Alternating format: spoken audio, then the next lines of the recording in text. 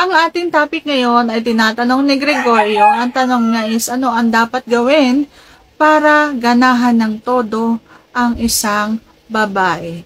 Ayan. So, yan ang ating pag-uusapan for today's video. Interesado ka bang malaman kung ano ang aking sagot? Please keep on watching para bago yan. Kung bago ka pa lang sa aking channel, please consider to like this video and subscribe my channel.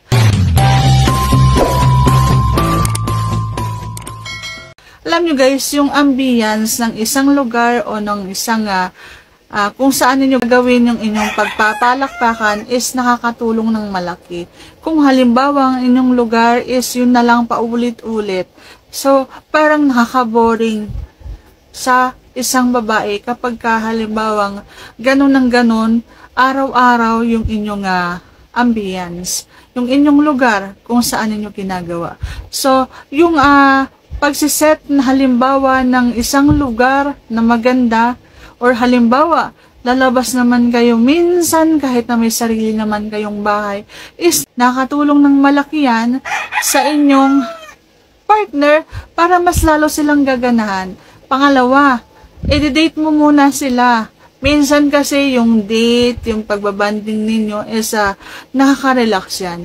Kasi minsan may mga misis talaga na sobrang stress na sa bahay. Kaya ang tendency is pagod sila. Pagod na para hindi na sila makakagawa ng gusto mong magawa. Kapag halimbawa, nasa bahay lang kayo and stress out siya. Okay, so kailangan may date. May date din kayo sa labas, yung ganyan. At minsan, yung pagkabusog na isang babae, mas maganda rin yun. Kung halimbawa na mga gutom siya, so nakakawalang gana, yung wala siyang buhay, yung mga ganon. Kasi, kapag halimbawa busog ang isang babae, binusog mo siya, halimbawa pinakain mo siya ng masarap, so, in return, kakainin ka rin yan ng masarap.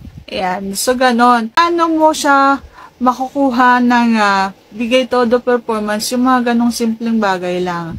Or minsan naman mag-explore kayo. Halimbawa, hindi lang sa kwarto. Pwede rin naman sa kusina.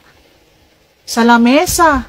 Yung mga ganon. Yung mga gawin mo lahat sa kanya ng tama. Kainin mo sa lamesa. Kainin mo sa ibabaw ng washing machine. Kainin mo sa kung saang lugar o sulok ng inyong bahay. Yung mga ganon. Pag hindi yan ginanahan, ewan ko na lang. Manhid talaga yan. Okay? So, kailangan ikaw muna. Kumbaga, sasampulan mo siya para matuto siya. Para mag-guide mo siya. Okay? So, kailangan ikaw yung good example.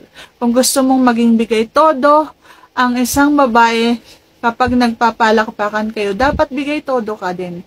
Be a good example, okay?